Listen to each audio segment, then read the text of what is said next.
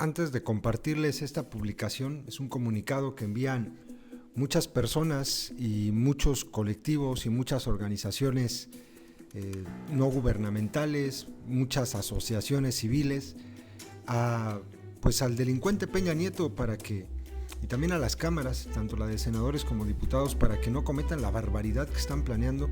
Antes de eso, quisiera yo invitar a todos los detractores y aplaudidores más bien de los guachos a que vengan y digan por qué deben seguir los militares en las calles.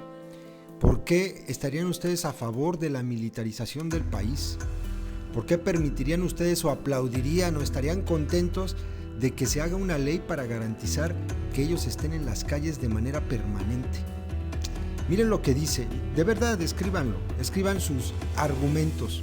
Si después de lo que se comenta en este comunicado todavía creen que los soldados en las calles son garantía de algo, o sirven para algo, o van a servir para algo, híjole, entonces sí me daré cuenta que estamos tratando con niños de primaria.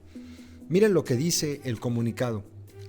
Sociedad civil exige a diputados no militarizar al país ni legislar sin discusión la suspensión de garantías, que es realmente de lo que se trata todo esto. La suspensión de garantías sin verdaderos controles y contrapesos incentiva el uso arbitrario del poder y vulnera a la población civil. La Cámara de Diputados debe actuar como garante de nuestra Constitución, como un contrapeso al Ejecutivo y al partido en el poder. Pedimos una discusión pública sobre el actual proyecto de ley reglamentaria del artículo 29 constitucional. El saldo de la guerra contra las drogas en México es grave. En 10 años hemos acumulado más de 200,000 homicidios, más de 28,000 personas desaparecidas. Los feminicidios han aumentado con expresiones de violencia cada vez más atroces y hay cientos de miles de personas desplazadas de sus hogares.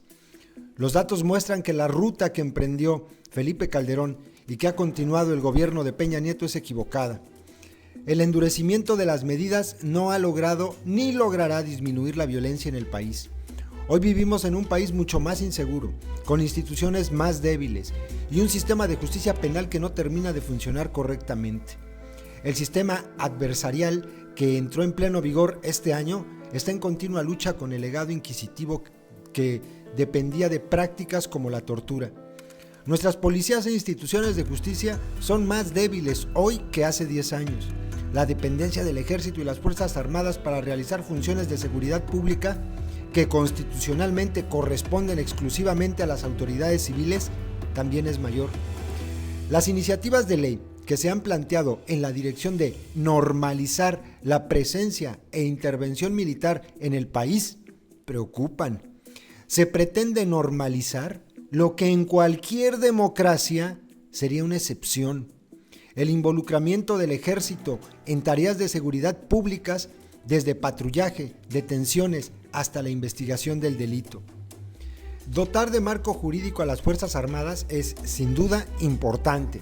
Las Fuerzas Armadas han realizado un trabajo que las autoridades civiles no han podido o querido hacer. Tareas que constitucionalmente no les corresponden y que no están entrenados para realizar. Esto ha puesto a sus miembros en una situación de vulnerabilidad jurídica. Sin embargo, dicho marco jurídico no puede simplemente plantear, como hacen las propuestas legislativas de seguridad interior propuestas por Roberto Gil Suart del PAN y por César Camacho del PRI, que se normalice y haga permanente lo que hoy sucede de forma inconstitucional. Tampoco se debe abogar por suspender las garantías individuales para que el ejército pueda realizar sin controles y sin transparencia la tarea que corresponde a la autoridad civil. Cualquier propuesta de regulación del ejército debe retomar las recomendaciones que ha hecho la Oficina del Alto Comisionado de los Derechos Humanos en México e ir orientada a regresar a los soldados a sus cuarteles, de forma paulatina y responsable. Debe además ir acompañada por una ley que regule el uso de la fuerza y establezca mecanismos institucionales para fiscalizarla. Está por aprobarse en la Cámara de Diputados la ley reglamentaria del artículo 29 de la Constitución Política de los Estados Unidos Mexicanos. En situaciones de emergencia, el Estado debe poder actuar rápidamente y ello implica en ocasiones la necesidad de limitar ciertos derechos y dotar al Ejecutivo de poderes extraordinarios. Pero los estados de emergencia, por definición, atentan contra la médula constitucional, contra los derechos fundamentales y contra la división de poderes. Por ello, deben preverse con cuidado las reglas que aseguren que esas restricciones sean acotadas y fáciles de revertir. Sí, para que no se cree un estado militar. Continúa, el proyecto de la ley reglamentaria del artículo 29 de la Constitución Política de los Estados Unidos Mexicanos no contempla contrapesos serios ni tiempos máximos para la suspensión de garantías. La iniciativa además incluye definiciones laxas para justificar la declaratoria de estado de excepción. Los frenos y contrapesos que plantea el proyecto son casi inexistentes. El papel del Congreso y del Poder Judicial son limitados, cuando debieran ser proactivos de vigilancia extrema y respuesta inmediata ante cualquier posible violación a los derechos humanos. Por la gravedad de la medida, que prevé suspender los derechos y garantías de las y los ciudadanos, deben incluirse medidas de vigilancia fuertes y claras. Es grave que el proyecto asuma que las Fuerzas Armadas y el Ejecutivo se autovigilarán y limitarán en el uso de la fuerza. Es muy peligroso. Ojalá los más atarantados lo sepan entender. Ojalá lo sepan entender. Dudo mucho, por eso son atarantados. Continúo. La ley, además, no establece un tiempo máximo de duración para la suspensión y permite su prórroga y modificación de los alcances, aún antes de concluir el periodo original. Esto crea incentivos para maximizar, no minimizar, el uso de la medida. El hecho de que el Congreso puede extender los poderes extraordinarios del Ejecutivo mientras éste goza de poderes extraordinarios es riesgoso. Ojalá de verdad entendieran los aplaudidores de los guachos todo lo que está diciéndose aquí, pero insisto, dudo mucho. Ellos a lo mejor entienden el programa de Laura en América. La experiencia internacional alerta que las excepciones tienden a prolongarse, normalizando lo que pretendía ser excepcional.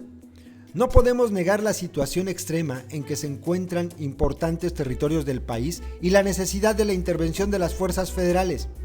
Pero las medidas que normalizan la presencia militar y el estado de excepción no son un buen camino para lograr la paz, para lograr la profesionalización de las policías o para fortalecer el Estado de Derecho.